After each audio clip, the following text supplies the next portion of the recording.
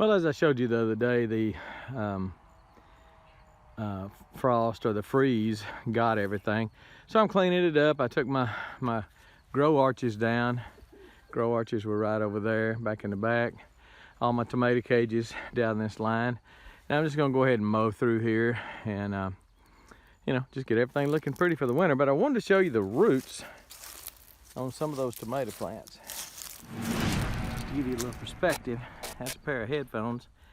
Those roots are 2 feet long, some of them, and they were snapped off. So I mean, they were down in there. Big, thick mass of roots. Really looks nice. The and that's my real soil is hard red clay. There's a couple of ant beds that are bringing up the real soil, and that's just hard clay, red. But underneath that, I mean, on top of the clay soil, I have built up through a back to Eden approach of heavy mulch over the years, and it has been years. I have built up the soil till it's I'm shaking the camera, I'm sorry. It is just a beautiful black gold, and those roots, those plants love it. That's the roots on a pepper plant. There's another set of roots. Good gosh, that's a tomato plant. That is 2 feet long right there, 3 feet, 4 feet, at least 4 feet long, and I broke it off, so who knows. One of the tomato plants, one of the big ones, probably one of the, I don't know, maybe one of the heirlooms or one of the cherry tomatoes, not sure. And that is about 2 inches in diameter. So this ground has been transformed from red, ugly, hard clay to black beauty. And boy, I'm thankful for that. Thankful I found out about the back to Eden process and how to just how a constant amendment of soil, amendment of mulch on top of soil will transform your whatever soil you have. Rocky, clay. If it's good soil, it'd make it even better, I guess. I don't know.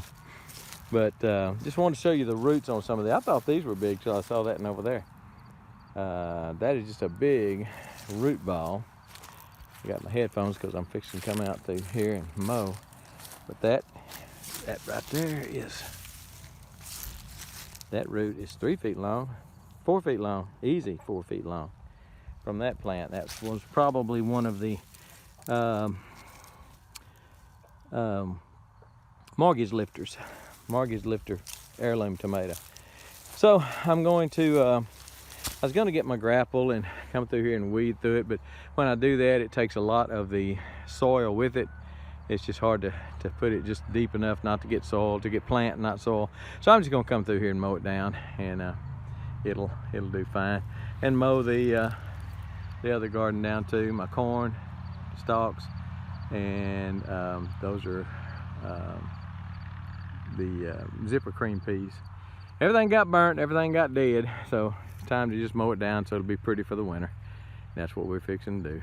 Just thought I wanted to show you, mainly I want to show you the roots and just show you, remind you how beautiful that soil is if you use the back to Eden mulch. Now again, this is years of doing this. This particular spot right here at one time had probably, I'm gonna say 2 feet, I may be exaggerating, maybe an 18 inches, 20 inches of wood chips on it. When I was getting a lot of wood chips, and I was just piling them up. So, and it took about 2 years for it to really mulch down to where you start seeing that black soil. And it took probably 3 or 4 years before the wood chips are completely gone, and they're gone now. I can't see any evidence that wood chips were ever there. except for the fact that it left that beautiful black gold. So if you tried Back to Eden and it didn't work, and I'm not saying it works for everybody, I'm not saying it's the best way to garden. I'm not sure that it is for some areas of the country. Here in the South, I just don't know. I mean, the gardening method did not work as well for me as the soil building that came from Back to Eden gardening. So I'm not doing Back to Eden anymore, mainly because I lost my source of wood chips, but also because I got my soil, I got what I wanted. And main thing I wanted to do was to build some beautiful soil, and that's what I got. So that was the main thing to me, and that's what happened. And the root system, I don't think I'd have ever got those kind of roots in that clay soil, you know. those roots go down and hit that clay and say nope and go sideways. Anyway, I'm fixing to mow it down. I don't think I'll show you the mowing, but there's no sense in that. But just wanted to show you mainly the roots.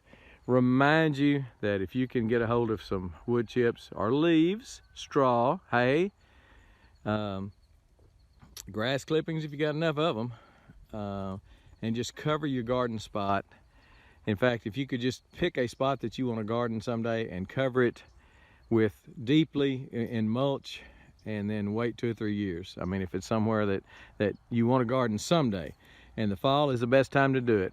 Those wood chips will be rotting down all winter, and if you wanted to plant in the spring, then you can certainly plant better in a Back to Eden garden that has been sitting there for 4 or 5 months, mulching down through the winter, getting rained on, and that compost tea, when it rains, that compost tea just drifts, soaks down into the soil, runs through the wood chips and goes down into the soil. So there's a lot of reasons to do the Back to Eden method, and the main thing for me, was the soil, that black soil that it built for me. So if you are thinking about doing it, I'm not saying you shouldn't. I'm just saying that one thing to expect from it is some beautiful soil. It will give you that if you get the right stuff, if you get good wood chips and leaves and stuff like that.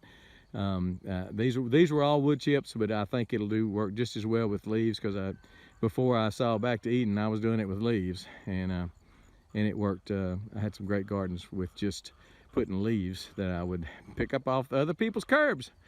Used to drive around and do that after work in the fall. Good time to do it. Right now it's fall. People are raking their leaves and putting them in bags. Go get some, put them on your garden. If you don't have access to wood chips, use leaves.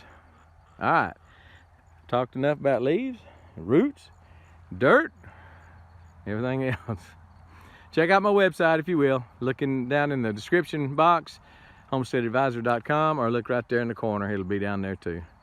And visit. Been writing a lot of articles. Maybe you'll like 1 or 2 of them. All right. We thank you, and we are gone.